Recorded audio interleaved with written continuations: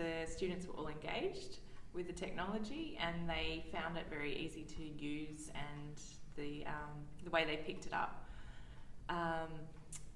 And they also all completed a project, so they were able to satisfy the criteria of the storytelling. I think the thing with this is that because they are always doing that, and they're familiar with it, it's a way of applying kind of those research questions and getting information and feedback from them in a language that they understand. So instead of asking them to fill in a form, because that's what we found with the Year 11s, is that instead of asking them, what subjects do you like, what do you want to be when you grow up, when they're kind of doing it to each other and being filmed, they put a bit more thought into it. Yeah, sure. And you get a deeper level of kind of reflection from them and information from them than you would asking it in a different way. Sure. Yeah. No, I understand. And I guess the providing a structure for the creative, whatever the playful, I guess, when I say creative, the playful, that structure's really important because they're playing all the time. Yeah. But to actually provide that scaffolding for a storyline becomes important in order to empower them to tell their stories. Yeah. I think the students are quite interested to use the technology and film themselves. Some had a few reservations, some don't like being filmed, but if they don't, they're quite happy to either film their friends or ask questions. So I think the general student reaction was good. Yeah, I think you just touched on what didn't work, was the fact that a lot of students were camera shy and didn't actually like getting in front of the camera and talking about their experience. So useful for us, well for you guys as well, I guess, in regional, for sharing their experience of being here. So, particularly for the regionals, but also for Metro kids, of showing their parents, of showing their school friends, this is where we went, this is that double excitement, I guess, of the wow factor of being able to go there again and instead of just be a bystander, to actually be part of that experience in the filming or being in the film is a real bonus. I think it's a real bonus. And hopefully also an enormous selling point for other kids to want to come along to those events and to be part of that experience. So, as I mentioned, we're hoping to maybe use some of this footage in some of our events somewhere so that they're seeing the kids at their school who have been here before, and this is the place to come and a great place to be.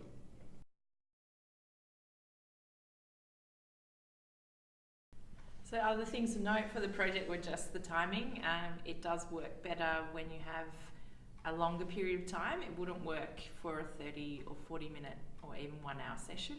I think ideally you'd want little sessions where they can go away and film and then come back and edit and give them time to do that.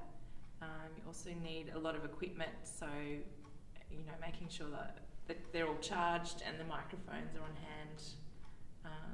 Anything else? No, I think just the fact that we had to use technology, and obviously it's got its own limitations, but like Anna said, just the timing of the workshops we planned to run, we had to be flexible, we had to accommodate for the school's needs, and the fact that they were just entering Year 12 mean they were constrained for time. So I think if we were to do it again, we might have longer sessions. Before, with the equipment and you only have one student being able to edit at a time on a device. So if you're going to have them working in groups, the other 2 or 3 students in the group need to have another job to do or something else. Or they end up having a bit of dead time while one student's sitting there editing, or they're all editing their own.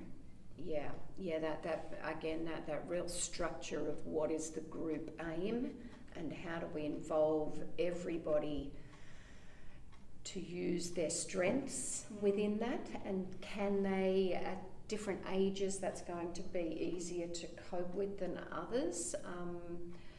Does everybody want to be the interviewer? Does everybody want to be the interviewed? And how to manage that, I guess. And having worked with the Year 5 students, that was kind of interesting because the the commitment from those who aren't actually engaged at that moment is quite brief. Yeah. And so, yeah, just creating those experiences where everyone's equally involved is always the challenge, I guess. And I guess for the end product, feeling that everybody's had a part of that and been part of that experience.